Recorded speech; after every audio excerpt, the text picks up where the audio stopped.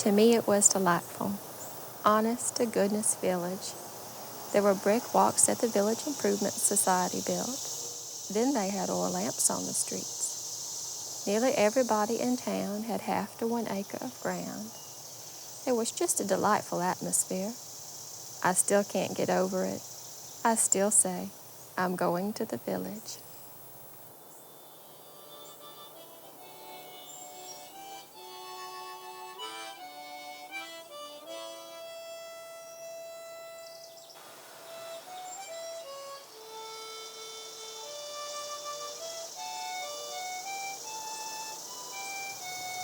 Everyone in Falls Church used to have a front porch.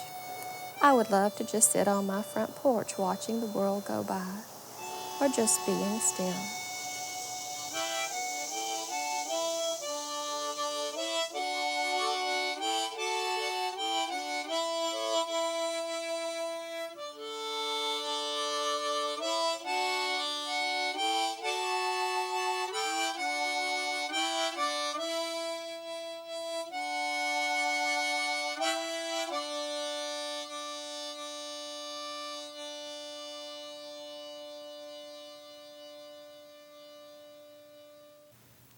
Hi, I'm Mark Coupard. I'm an architect with Hemphill and Coupard Architects and Builders in the City of Falls Church.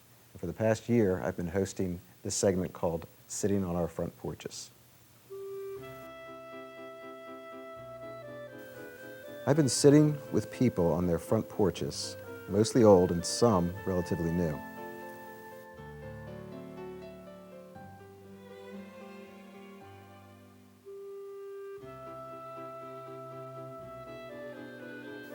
Today, we're going to look at a variety of Falls Church front porches, mostly from the past.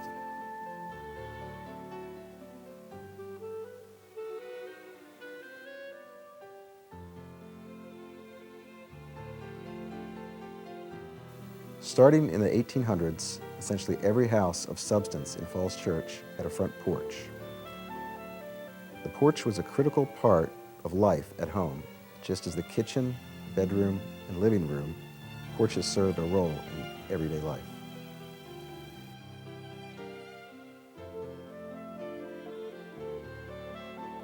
The porch served many functions for the family. It helped the family escape the heat of the home in the summer.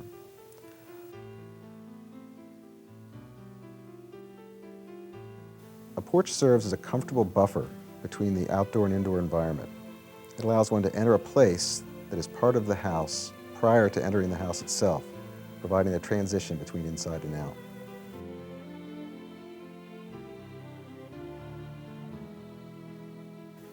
It was the social spot for mixing with neighbors and passers-by.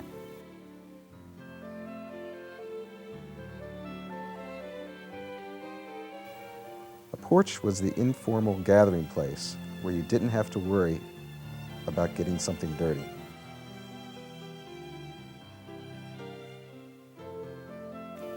When a family photo was taken, it was generally taken on the front porch. The lighting was right and everyone felt comfortable there.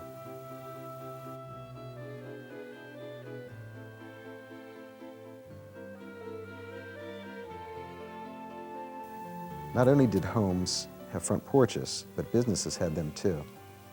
Hardware stores, taverns, post offices, and general stores.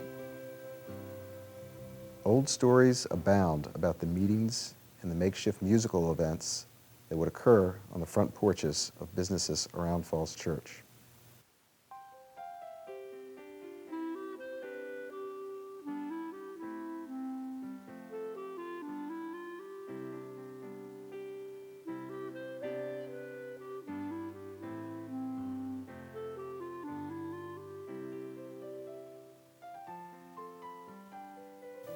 Famous people came to the front porches of Falls Church. James Thurber loved his front porch on North Maple Avenue.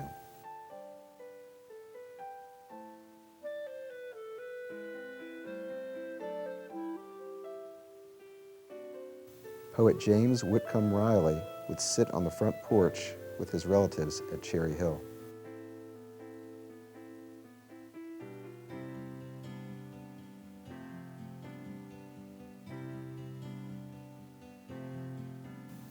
President Taft spoke from the front porch of the home now used as Pearson's Funeral Home on North Washington Street.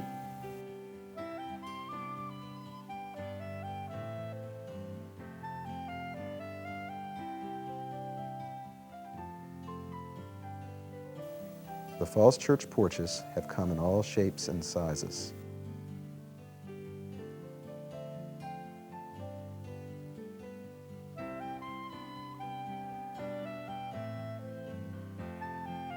Most porches extend only along the front of the home.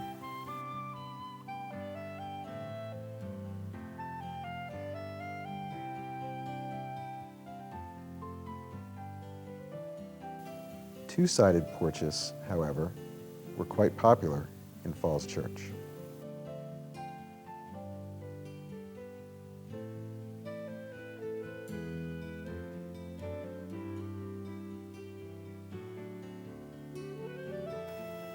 The three-sided wraparound porches were reserved for some of the finest homes.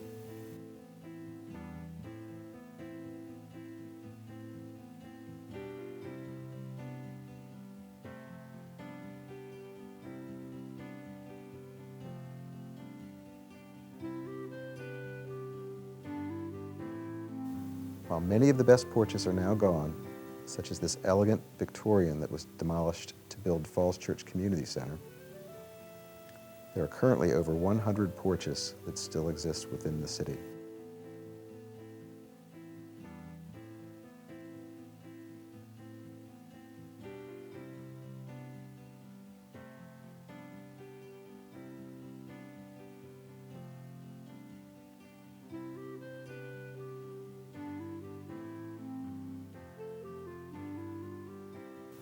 We at Going to the Village are hoping that number will increase.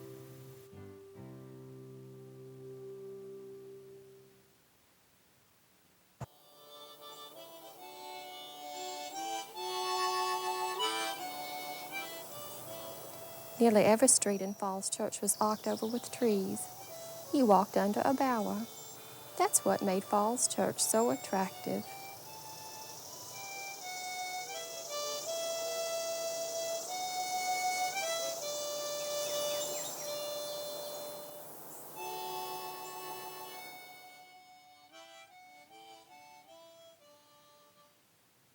Well, hey, Barbara. Hi, Dave. So, we're Nice here to day in February. Oh, January. Last day of January. last day of January, that's right.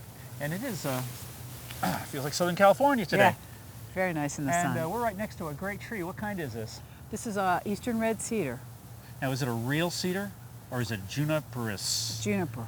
Juniperus, Juniper. yeah, but they call it cedar, but it's not a real cedar. It's one of these things I'll never understand why they call a tree something that it isn't.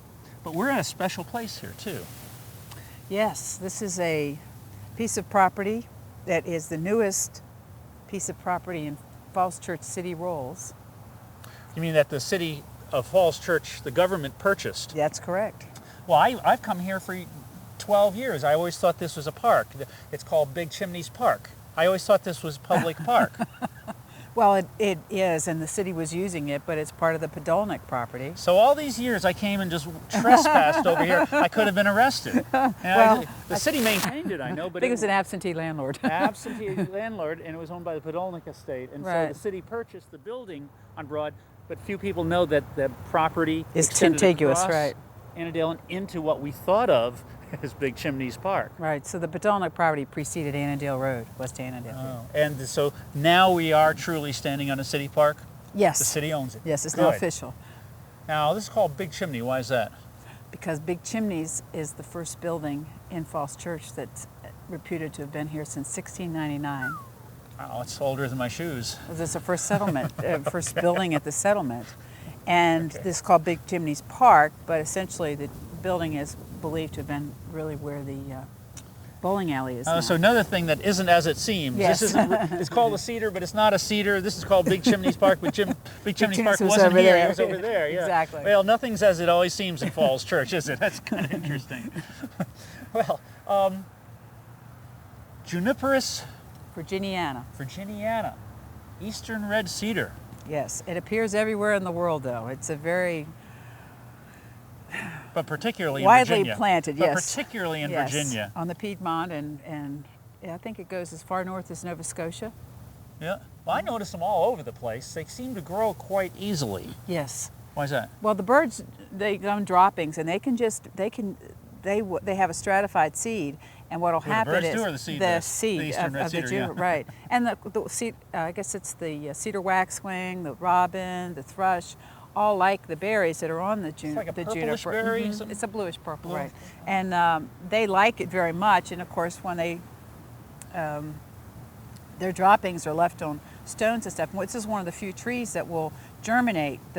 As the rain hits the stone, the seed will slide down generally under a rock or something, which keeps it moist enough and cool enough and protected enough. And it doesn't take much for this thing to sprout and become established. And that's why when you see open fields, you'll see a lot of these, especially in Northern Virginia. When you drive out to Leesburg, Percival, you'll You see don't a have lot to of just go down to the 495 Right. was it 495 and Right. 50 interchange, all along those open Right. areas that they stop mowing. All of a sudden, it's Exactly, cedars. exactly. It's gorgeous, beautiful cedars, you know, and quite quickly, Right. you know, and so this is it's an evergreen, obviously, of the, I guess, the pine family, but it's juniperous is the, I don't know, what's the next because level? of the, yes, because of the scale Okay. needles is why. Yeah, it's really pretty. It's Very nice. and Very the- fragrant. but it's not a cedar. Okay. No. Now, eastern red cedar, the wood is pretty famous. Yes, it's used for cabinets, and they use the oil. The cedar oil is used pretty extensively for a lot of aromatics. Well, isn't this what they put especially in cleaning and closets stuff. also, Mhm. like to keep the moths Exactly, away or exactly. bugs of some kind? And the wood's used for fencing, as it doesn't rot. It's a great tree. Well, they It's grow very along. straight. They It's very grow straight. along fence lines, so maybe you don't have to even build a fence. Just grow the Exactly. tree. No, I'm not recommending that at all. Yeah, they were supposed to be really good windbreaks. Yeah, they're really straight. That's Yes. one very straight trunk, and it's a difficult situation this grew in right here. Under a tulip tree to the right, and I Lot can't of- tell what lot that of is over there. trees. It's some A kind lot of of oak trees tree on over the there. other side, and it's really making its way straight up toward the sky, even though there's branches in the way. Yeah, it's very unusual for that. Most of the time, you'll see a tree contort Yeah. to where the light is. But in the branching of these branches is very wild looking. But it has a symmetry that goes up. But it is, it's really, it's a healthy specimen considering the struggle it has here. Now this is one of my favorite evergreens, along with American holly. That's a native, you know, to Virginia. And You I can't guess get any more native than that. you can't get any more. It's called Virginiana. That's right. Exactly. But we were in actually the state of Virginia tried to get rid of them. I understand something. There early was something 20s. they called the cider or cedar. That was the rallying call because they used to have these apple wars. Was it apple Oh, cedar yeah, wars? Have you apple heard? cedar- yeah, This apple cedar wars. Yeah, because the cedars would transmit a rust to the apple trees. Okay. And so they would want to get the people who Must were have had a lot of iron in them. Exactly. The people who were growing apples didn't want the cedars around, so there were several stories of people defending. I think there's a lady up in Shepherdstown who had 45 of them, and people came to cut them down, and she strapped herself to the tree. And That is a tree hugger. Yeah, That's exactly. a real tree hugger. eventually, the people got the best of her, and they ended up erecting 45 flags where the trees used to be because the people did cut them down. But it was Well, probably ciders or what they did cedar. is they probably used the trunk of the trees for the flag posts. Yeah, right? exactly. You know, that's cruel. Yeah. That's really cruel. Well, Shepherdstown, a really cool place, and there is a lot of apple growing up Yes, there. yes. I guess you're not supposed to plant apple trees within a mile of a cedar. And we have a lot of cedars around Falls Church, so it may not be a good idea to plant apple trees in Falls Church. Right. So that was a law, the cedar or cider, the cedar eradication laws. I hope it's not on the books anymore because I love I these think it cedars. was, yeah, I think it was passed around the 20s when this was really a big thing. And nowadays they have so many preventative treatments for the apple. Poisons. Exactly. The orchards. Right. Yeah. Right. Well, that's great. Now, I guess instead of just calling it cedars or cider, they could have called it pencils or cider, couldn't they? Yeah, they use this tree a lot for pencils. It's very soft wood, sharpens easily. Sharpens easily. Okay. Well, you can see just by looking at the bark, it's sort of, it looks like it's been rubbed off. It's very pretty. Now they used to have huge groves of these, didn't they, Yeah. all over the country? Mm-hmm. And I hear we still have a state champion tree. Yeah, I think it's it's down near Virginia Beach. Yeah, Northampton County, I think. Right. And apparently it's really big. It's like Yeah. 100 feet tall, and that's how large they're supposed to grow. But in Virginia, because of the eradication law, they cut down almost all the big trees, and so we don't have that many left that are 100 feet. But I guess Tennessee has a lot of them. But I guess the pencil companies, Farber, I think, was the main pencil company, almost eradicated the. Well, they did eradicate all the old forests because for pencils, and then they ran out of those forests and went west, I guess, for the incense cedar, and that's what they're cutting down now for pencils. But these they grow easily, and they can get into some of the worst conditions and do fine. It's just interesting. It's truly a survivor. Yeah. Well, this is the tree of the year for the City of Falls Church for the year 2001. We've had a Tree of the Year program since 1993, which we pick a native Virginia tree and plant a lot of them that year in the town. And I guess it won't be apple trees for a while, No. crab apples or anything. But this is the one for, and I guess we plant them and then promote them. Yeah, and it's nice to have an evergreen. Yes, one that It's doesn't nice have a to have an disease like evergreen. Exactly. hemlock has disease, white pines have diseases now, and that's our problem. Is Yeah. a lot of our native trees are getting these diseases and eradicating them that way. But this is a very pretty one. I really recommend. We're planting a bunch up on Tinner Hill Oh, good. because we have that property Right. up there, half acre, and let's just say on two of the sides there's not a real pleasant view, and so we're using these as a screen. We're planting them about every 8 or 10 feet, and that's going to be a little close later on, but it's going to look like they're a long ways away now, but that'll create a nice screen, and I think we're going to try to do a lot of screens this year. I think that'll look really nice. Actually, this park looks like it could use a good screen, doesn't it? I think so, because a lot of these volunteer trees are not doing real well. Right. But that'd be a good one. Let's plant some eastern red cedars, okay? Yes.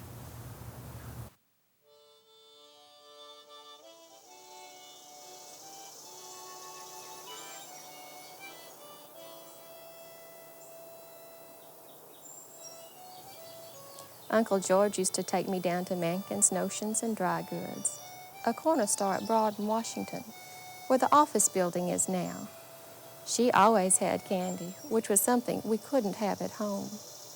It was a great treat for me to go to Mrs. Mankin's store and have those marvelous penny candies.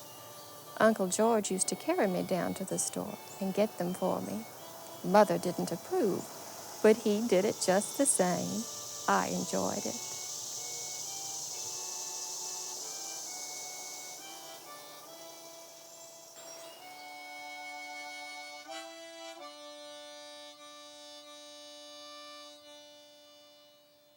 Hi, I'm Mike Diener, and today we're at a special and unusual gathering spot here in Falls Church. Let's go in.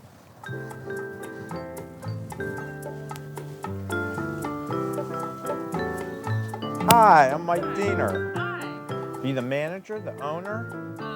The manager. All right, and could you tell us your name? It's Sean. And where are we today? We're at Economy Party. And where's that? It's on 1049 West Broad Street in Falls Church.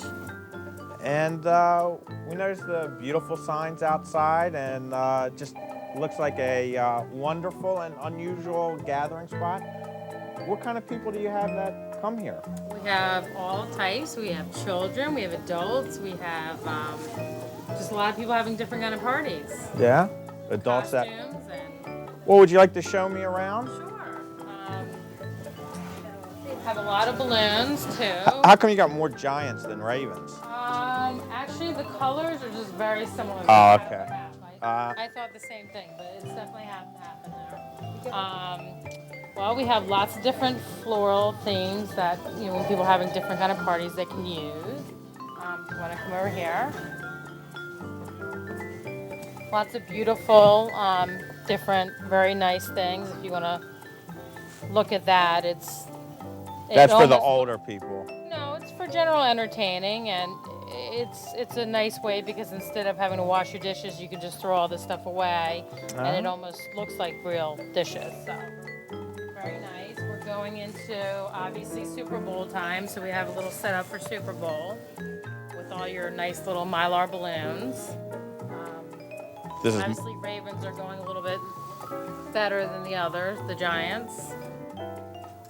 And we're close to Valentine's Day. Close to Valentine's Day. We sell luau year round, so we keep that up. We're starting to put up St. Patrick's Day. Here's our favorite dining ware. And we do have, right here, we have the Valentine's Day set up with all the beautiful little balloons that you can get, and we deliver. So it's great if you have somebody you want to send a bouquet to for Valentine's. So how come the age balloons are in black? I've got one of those three coming up, the 30, 40, or 50. Can you What? guess which one I am? 40. 30. I just look old. No, I'm kidding. 40. You got it. You have a lot of. Oops, Whoops, I'm sorry. This is where the Falls Church finest come to be uniformed. Definitely. Sorry. More party goods for adults, more the adult birthday. And then we go into the kids patterns where there's probably about 60 different things to choose from now. And now I hear there's, you've got another where adults can play as kids, or I guess kids can dress up as adults, a whole costume. Sure. Wanna go take a look? Yeah, I'd love to. Do we follow the arrows? Is that Yeah, the... follow the arrows and be careful of your steps. And of Ooh. course, you have to miss this. We still carry Beanie Babies, Whoa, those aren't... hot item, And Beanie Kids. and Beanie Kids. So now how long have you been in Falls Church? We have been in Falls Church as a party store for about 12 years. And then also, just to point out too, we carry a ton of wedding items. This is just a small section of it, but that's a huge business. So for any of those getting married. So now what, you have all ages come, you get a lot of kids hanging out here? I bet you get a lot of Definitely. kids hanging out down here. Yes, especially after school. So what was the big seller this past Halloween? Nothing. Nothing? Everything sold. There was no big. Oh, it was even? It was How even. about the Al Gore versus You know George what? W. Bush? Frankly, Al Gore and George W. Bush did not sell this Halloween at all. It was a bad They didn't. political mass season, you could say. Normally, Who is this? that's Hillary Clinton. Ah, I guessed But that. if you want to come over here, you can look at them all. They're all sitting here still. We got Yeah? Clinton, Bush, and Gore, and we even have what was used as Monica last year out, even though, frankly, it does not look like her. Actually, it's her. So all the masks and then costumes. Costumes normally, of course, this is sold down, sold down a little just because it's off season, but we keep a variety of wigs back here. These are all this usually full. You know, all the different wigs and stuff like that are year round. And then we can go into another hat room. You want to go in there? Yeah. We carry a lot of hats for different things for schools and stuff. That was modeled after me. Oh, really? Yeah, they got that mold from me. I'll show you my my all-time favorite. Is, Okay. Simpson. Okay. the only problem is Can't see. my wife doesn't allow me to watch The Simpsons, so You have children? I sneak it. Yeah, I have it. And this is just a rental room. This is year-round also, so people, you know, we have different things from Colonial up to Elvis. What's your favorite? What did you dress up for as Halloween? I was a witch. Very simple, classic. I was a good witch. A good witch? A good witch. You have adults that want to be children, or children that want to be Definitely. adults? Some of the adults act like children sometimes, but that's okay. Is it all right if I try Sure. on? This is, before I started losing my hair, this is how my hair looked.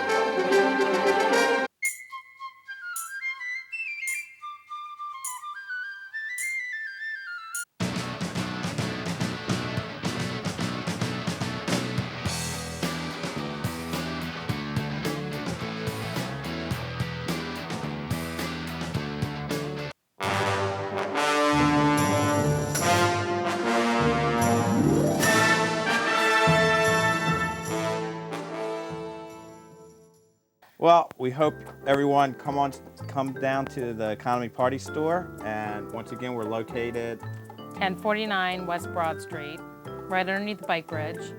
good landmark. Well, Yes. thank you so much. Thank you.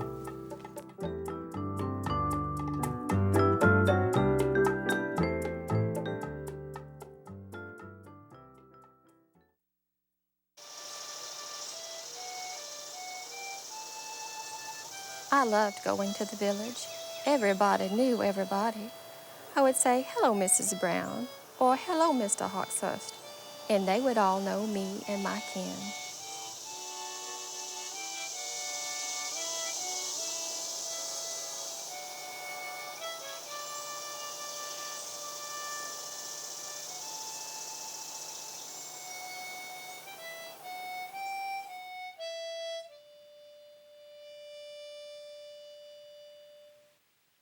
Well, today we have one of Falls Church's most familiar faces, George Powell. Welcome. Good morning, Dave. Nice to be here. Hey, it's great to have you. I've been wanting to have you on here for a long time. You're cousin to one of my neighbors, Nancy Lucas, and you just told me that you grew up, what was the address? Where did you grow up? Grew up at 101 West Cameron Road. And you told me then some interesting, couple interesting things you did there, like what you grew in the backyard and what you did in the garage, something that you don't hear about anymore in Falls Church. Well, the backyard was actually a garden. We grew potatoes and peanuts, cotton, tobacco. Now, cotton, tobacco, and peanuts is what really got me. Well, it's a good southern Yeah. crops. And that where you lived, and actually where I lived too, that used to be a tobacco plantation, but a couple centuries earlier. A few years earlier. Right. And the garage, you didn't keep a car in there all the time, did you?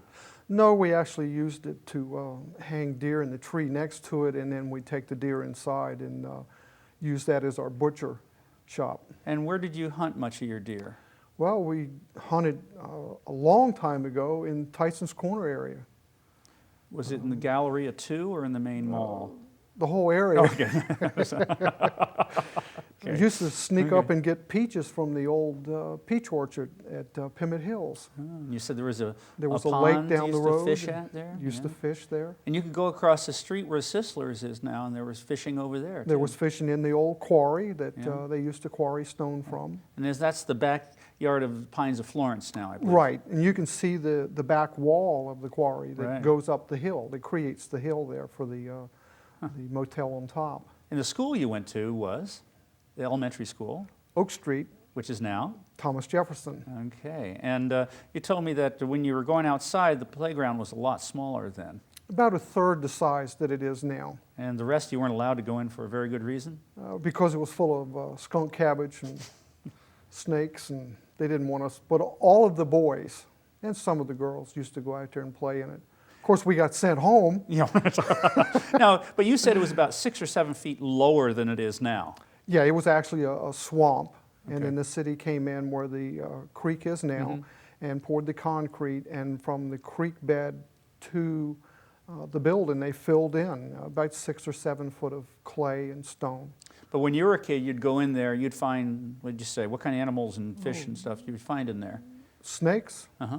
bluegills, creek chubs, salamanders, butterflies, you name it. They were- Turtles, turtles, eastern painted turtles, snapping turtles, frogs. frogs, was all in there. We had raccoons and possums, red fox in the area, and occasionally you'd see deer.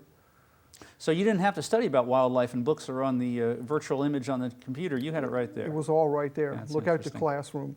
Well, you have become such a familiar face. You have a long lineage with the Sislers. Right, my mother's family. My grandfather moved here in the early 40s Okay. and started the stone quarry business. They actually quarried stone in several places locally. And then, when after you, when you were 17, you went away and came back. You joined, when you came back to Falls Church after serving in Vietnam, you joined 3 of the most community binding organizations that were in town at that time. And we have some of the hats that you've worn here. Yeah, I've worn a few. Now, one of them, you're wearing a uniform, and you have the hat right there, and the centerpiece of of the community still, and that is? I'm a letter carrier Okay, with the U.S. Post Office right here in? in Falls Church. That's great. Carried mail here since 1966. Wow. So you go Few in, years. you go in most mornings and sort letters? And, Sort letters, then go out and actually deliver house to house. so I guess you get to know a lot about the community when you do that. You watch the community change, you watch it grow. Sometimes you see it go away. It's funny, I'm delivering mail to kids now that I delivered mail to their parents, and I remember when they were born. Wow. And That's great. now they've grown up and have their families. So you've been part of the volunteer fire department since '66. Yes, I wanted to be a paid fireman when I came back from Vietnam, and there wasn't any hiring at that time. So I joined the volunteer fire department to gain experience Right. and worked my way up through the ranks from private to deputy chief for the last 5 years that I was active. And now I've become a life member of the volunteer fire department. Another place that you have a hat is with the American Legion. So you were one of the charter member of the first Vietnam veteran to be a member of the Sons of the American Legion in Virginia, I understand. Yeah, I joined the Sons of the American Legion. You have to be in a veteran's family I see. to be eligible to join Okay. the Sons. And then when I came back from Vietnam, I was the first Vietnam veteran as a member of the Sons of the American Legion. And then I joined the regular American Legion. And my father and I became the first father and son in the same post in Virginia. That's now you have some insignias that you made here. Yeah, I've designed over 10 different logos for organizations, clubs, and the Falls Church Fire Department and Falls Church Police Department shoulder patches. I'm proud that they're wearing those still today. That is great. That's great because everybody sees them, but nobody knows the history of them. No one You knows made who those. designed those. So, but you went and served our country, came back, worked for the mail, and you received, in 1998, what did you receive along with your niece? I received an honorary diploma from George Mason, That's wonderful. and that was the thrill of my life. That's great. And you got you've done a lot for the school through a special, I don't want to say hobby, barely want to say avocation, because without getting the money, you're a professional in the field of, and what would you call this? I'm an amateur paleontologist. I study ancient life forms. I've collected a little over 120,000 fossils. I've donated about 20,000 to schools and museums, Including George Mason? including the display here. Tell me I about- made that display. Tell me about that. I wanted to give something back. I think it's important that people that can give back do give back. And I've been fortunate enough to make a lot of major discoveries. I've got 3 new species that are going to be named after me. Wow. And I thought it was a chance to give something to the school where other children can see something here and learn from it. Well, Mr. Powell, thank you for being on here because you have really contributed to the community. You're practically the community, and a lot of people have moved in here recently and don't realize the level of commitment and contributions people have made over the last many decades, and don't see it because of all the changes that occur, that how solid our base is here in Falls Church, and it's people like you who have made it. Well, I'm proud Thank to you. be part of it. Thank you, Dave. Thank you, George. Thank you.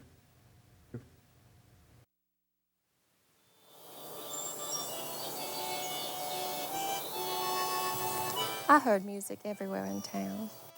A lot of folks had pianos and other instruments in their homes, and I could just walk up and down the street and hear people playing pianos and violins and singing. Some fellows were always sitting on the front steps of the stores down by the crossroads playing harmonica. Of course, there was music at church on Sundays and Wednesdays. A band always played at town picnics. One of my favorite things was dances at the Oddfellows Hall.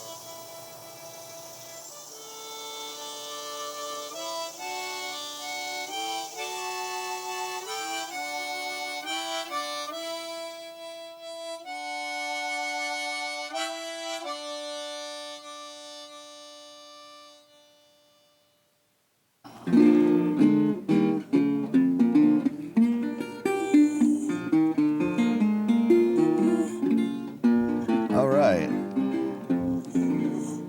Ladies and gentlemen, we're Fortunate tonight to be with John Jackson. There really is music everywhere in Falls Church City.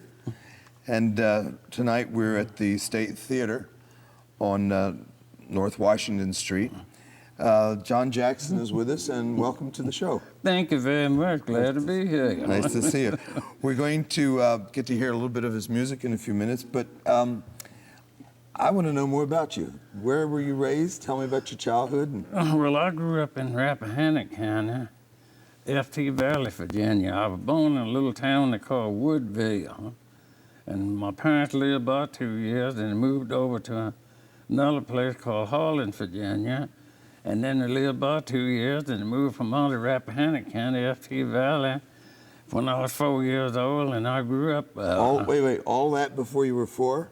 No, so I was 4 years old by the time I got to FT Valley, Rappahannock County, up in that. Of course, I was in Rappahannock County all the time, but FT Valley, I was 4 years old when we moved. And I was 25 when I left and came to Fairfax and been here ever since.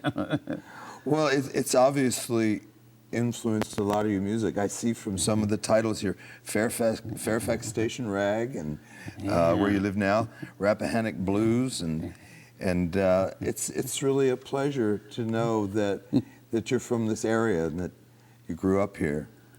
Where did you go to school? I didn't.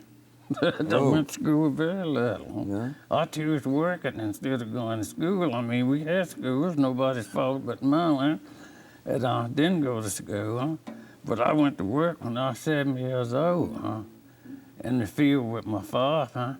And then we used to have to help to keep the crops clean, you know, like the corn and stuff like that. And then in fall of the year, we had to help to gather all the crops, picking apples and everything. And then when it was time to go to school, it would come great big snow, and you had about 8 miles to walk. And then the school would be closed, the weather would be so bad. Back in the early 30s, we used to have awful snowstorms in Rappahannock County. I read it was everywhere, and I remember 1937, we had an ice storm. That was the biggest ice storm I had ever saw.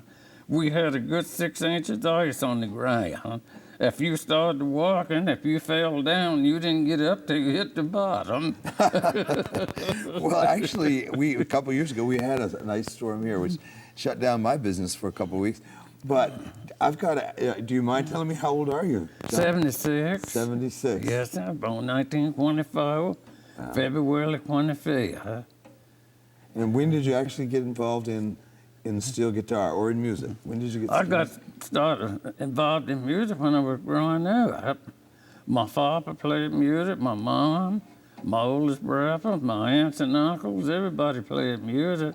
We never had no kind of club or nothing to go to. And we played music and sang songs until bedtime, mostly like one night a week and every weekend. That's what we did, was playing music and dancing. Wow. And things like that. Now and then somebody would want to play a game of horseshoes, a checker game or something like that. But music was the biggest thing. We used to play for dances, parties, any kind of activity went on around the neighborhood. But you couldn't play in no church. Couldn't play in the church, could you? No, it's on the weekend, like a Sunday. You didn't pick up one of these things until church was over. That's right. And you couldn't go around the church. They call this the devil's instrument. They run you out the country if you went around the church with a guitar, banjo, fiddle back then. Well, my grandmother didn't appreciate it at all until I took up the organ and piano, so I know you feel. This is a wonderful instrument. Can you tell me about it? Well, the only thing I can tell you about it is a man in California named Ron Phillips makes this guitar, And he orders 50 pounds of German silver, he calls it, and he takes a hammer and beats it out and makes his guitar from scratch with a hammer and whatever tools he makes. Right. And he made this for me and put my name on it, and so here I is with it. It's a wonderful instrument. I got to hold it. It's pretty heavy. It is very heavy. You have to have a strap to play it because it is so slick it'll slide off you. Right. Well, I'm going to want to hear you play it in a few minutes. What was your first? when did you get your first guitar? Tell me about your first guitar. I got my first guitar when I was about 8 years old. My older sister bought it for me, and she ordered it from some ordering firm. I don't know what it was, Sears and Roebuck or Spegler's or some ordering. Right. And they paid $3.75 for it. I can remember it the same was today. Still got it? Oh, no, so I don't even know all the pieces of it is now. John, can we hear some of your music? Sure. All right. All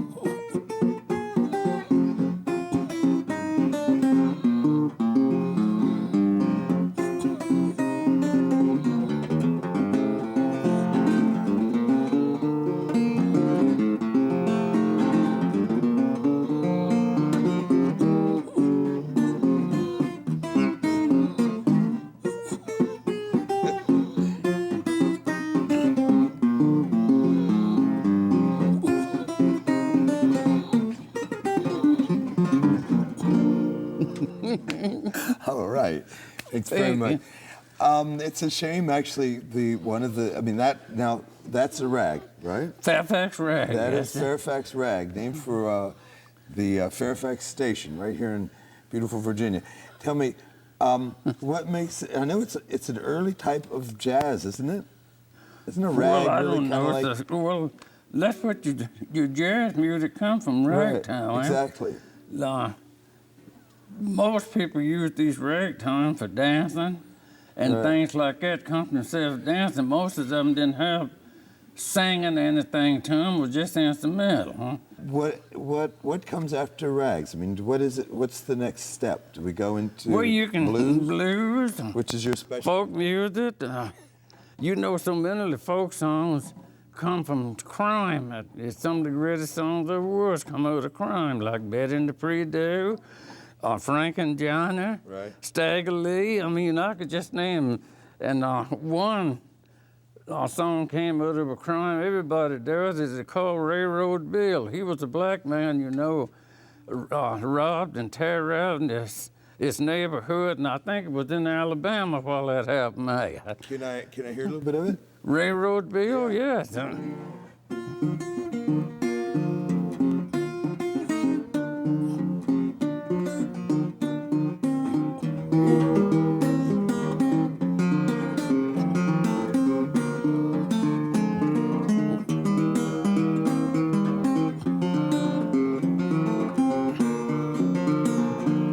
Railroad Bill, he said that he will. He never worked and he never will. Let him ride, Railroad Bill.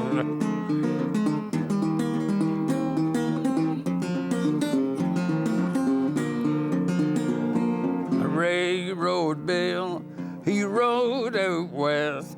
He shot the brass buttons off the shaft. Let him ride, new Railroad Bill.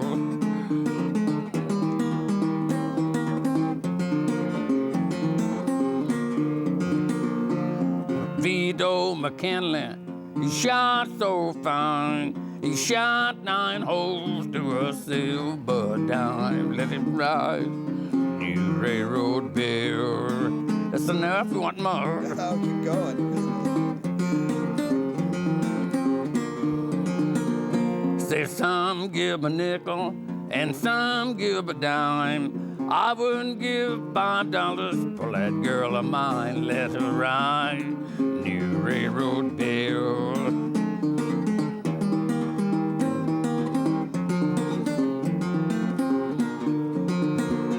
A cemetery burger, cemetery hack, gonna take old Kelly to the graveyard, ain't gonna bring him back. Let him ride, new Railroad Bill.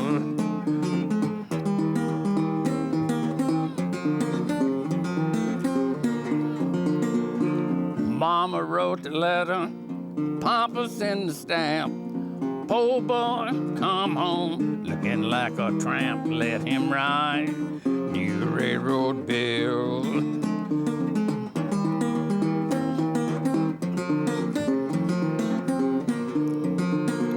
State railroad bill, he said that he will. He never worked and he never will. Let him ride, new railroad bill.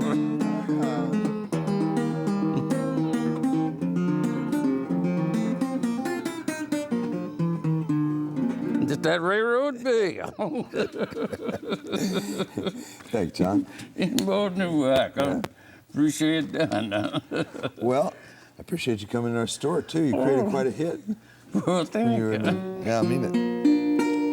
Yeah.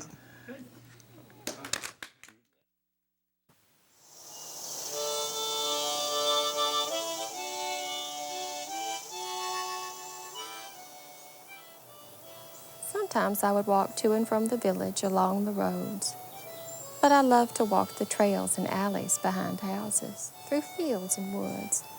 It just seemed more special.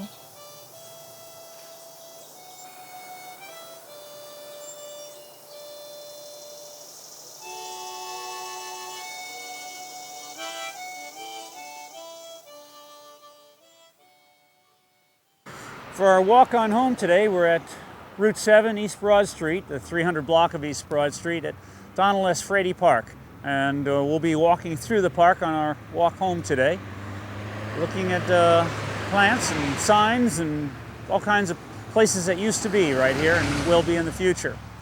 Now, Don Frady, after whom this park is named, was at one time called Mr. Falls Church. And he was a arborist, he was a public works director, he was a recreation and parks director. He really was overseeing much of the building of Falls Church from the late 40s all the way through the early 70s. And so after he retired, the city named this park after him. As you can see, all the signs around here, Donald S. Frady Park. Here's the plaque right here. We call this sign Central. But also a lot of other things are at this area. We have the Jefferson Institute, which I'll talk about in a few minutes.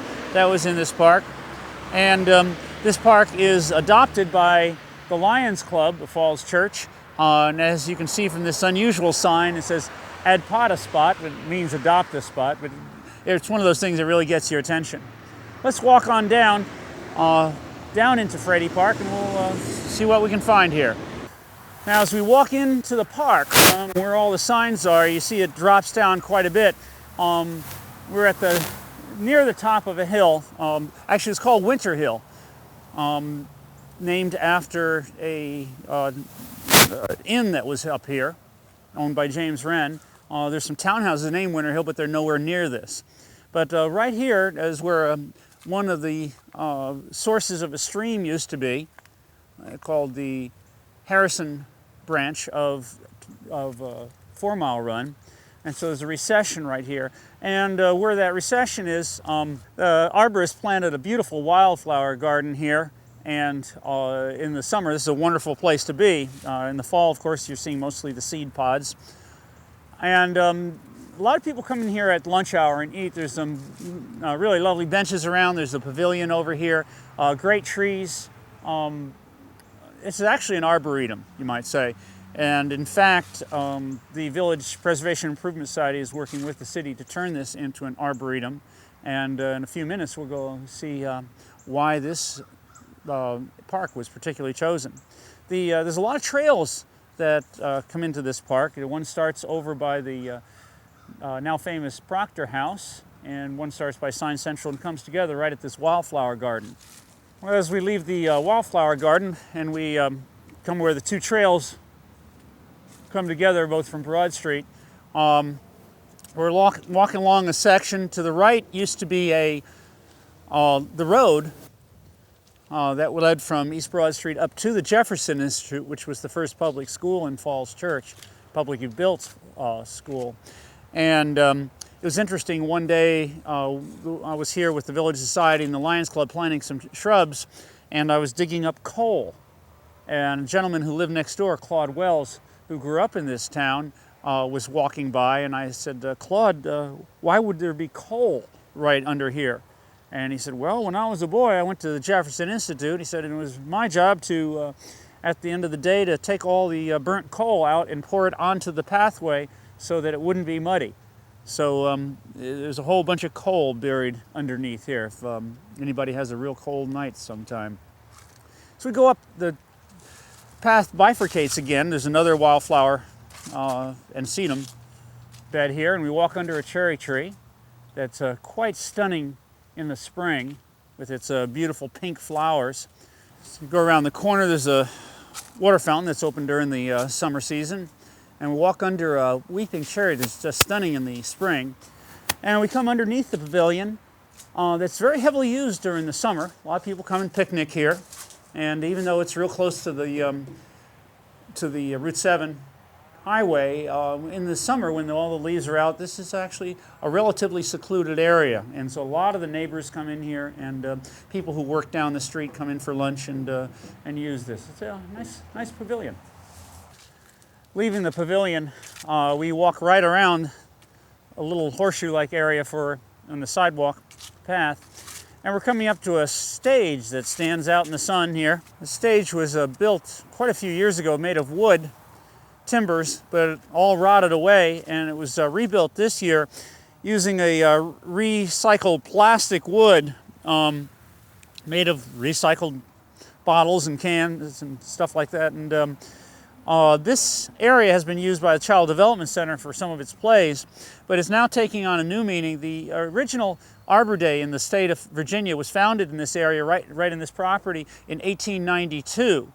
And this stage is used now for the Arbor Day ceremonies. As I said, Falls Church has had the first Arbor Day in the state of Virginia, and is the longest running one. It continues today. And we hold it right here to commemorate it. This area is going to be, I want to say rebuilt, but it's going to be added on to, I believe, starting in the year 2001. And there's going to be an arbor over this and a wall built in back, mimicking the wall at the Arbor Day Monument in Nebraska, the original one. And this will be what's called a whispering wall. So this will turn into quite an area that will memorialize Arbor Day and the role that Falls Church played in it, and there'll be plaques on it telling the story. And so this will be quite a place to come to, and we believe that it'll be quite popular and be quite beautiful. We'll come back and look at it in a year and hopefully see the native vines that'll be hanging from the arbor. There'll be a number of trees planted in the back. We've had some trees planted, and unfortunately they didn't survive. There was a white oak here and a scarlet oak over there, commemorating different people. The scarlet oak we planted this year commemorated Ed Garvey, who just passed away, and unfortunately the tree did not survive, and we're going to be planting another one. And but keep your eye on this stage area, because this is going to change quite radically and be a much more attractive gathering place for the city. Okay, now as we leave the stage and we come back to this giant silver maple, we'll be turning to the left and taking the path over toward the Presbyterian Church. And as I walk up here, on the right, there's a berm that goes down, and there's a playground on the other side, and there's a Child Development Center over there, and that was the site of the Jefferson Institute, built in the 1880s. The foundation was built of Tinner Hill rock, and the rest was made of brick, and it was a very large, imposing building where all the kids in town went to, and it was closed down, I believe, in the around 1950. Somewhere around there, and torn down in the mid-1950s. And it was a shame that was torn down. That was just a gorgeous building, and would have been of great use to us. And over on the right here is sort of a blast from the past. There's a table for four where you put a checkerboard. That was built in the days when that was more popular. And you just don't see people out here bringing their checkerboards or even their chess games out and playing anymore. But that was very popular 20 and 30 years ago. And just beyond the checkerboard table, something else from a blast from the past. When this was built, horseshoes were still popular, playing horseshoes. And so this is one of 3 horseshoe pits that I know of in the city that are public, Cavalier Park and Cherry Hill Park, and then these at Frady Park. These were very popular when they built this, but now they just go unused, very, very rarely used anymore. People growing up really don't even know anything about horses or horseshoes, so like I said, it just lies fallow. Now, over on the left, is one of the many benches in town in this park, and it used to be a beautiful place because there was a beautiful tree right here that had to be cut down because it was just recently, because it was a hazard tree. Just a lot of different kinds of trees. And we have trees all around us. The cherry tree on the left, cherry tree on the right. We've got sassafras up there, and some baby ones next to it, next to the pine trees. Have a big huge ash tree, green ash tree, and then we're passing under a brightly colored sweet gum. And we have our friendly neighbors looking at the leaves.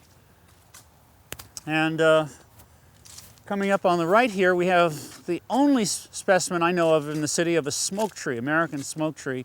It's a baby one, and it was just planted in the spring of 2000. And as we come to the end of the street, right by the beautiful Presbyterian church built of the pink granite from Tinner Brothers, we're right here, Frady Park, closed at dark.